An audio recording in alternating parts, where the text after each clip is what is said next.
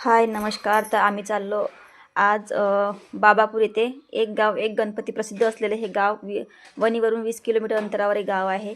आणि आम्हाला कोलगाव हा गाव पडलं. त्यानंतर आम्ही थोड्यानंतर गेला वेगाव गावातून गेलो.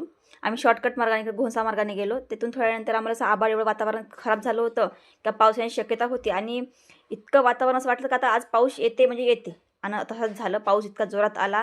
आम्ही असं तसं करून ते का वेगाच्या शेडमध्ये थांबलो. मी त्याचा एक शेड होता, त्या शेडमध्ये थांबलो. त्यात एक बकरी उभी होती. आणि जे नामूनं म्हटलं की आपले फॉलोअर्स आहे म्हणे, हाय बाय. आम्ही तिथं त्या म्हणजे फॉलोअर्स म्हणजे म्हणू शकताय की ह्या बकरीला म्हणतात की हे आमचे फॉलोअर्स आहे, आमच्यामध्येच मिसळतं. तसं काही नाही, गमततं. आणि त्यानंतर आम्ही थोडंसं निघलो. रस्ता खड्ड्यात असं समजून नाही राहिला.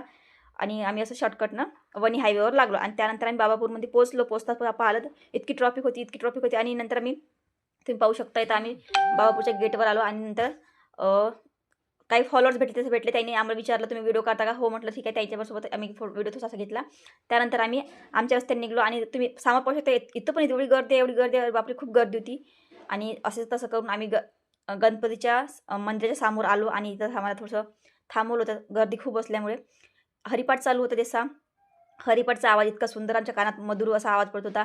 त्यानंतर आम्ही थोडं समोर गेलो आणि दर्शन घेतलं. ते म्हणतात व्हिडिओ काढा, पण तरी मी व्हिडिओ काढला कारण त्याला परमिशन घेतली होती. आणि नंतर पुन्हा हरिपाठ आम्ही हरिपाठाला पाहिलं. त्याचा हरिपाठ इतका सुंदर होता आणि असं का त्यात मन रमत होतं आमचं हरिपाठामध्ये. थांबा, पण आम्हाला घरी जायचं होतं, उशीर खूप झाला होता. 6:30 वाजले होते तिथेच. त्यानंतर आम्ही तिथून निघलो. निघता निघता मागे दिसत मग ते मुलं आहे तिथलेच बाबापूरचे, ते चर्चा करत होते काहीतरी आमच्याबद्दल. ते माहीत नाही काय केलं तर ते त्याला माहीत. तर इथून निघतो आम्ही. चला बाय.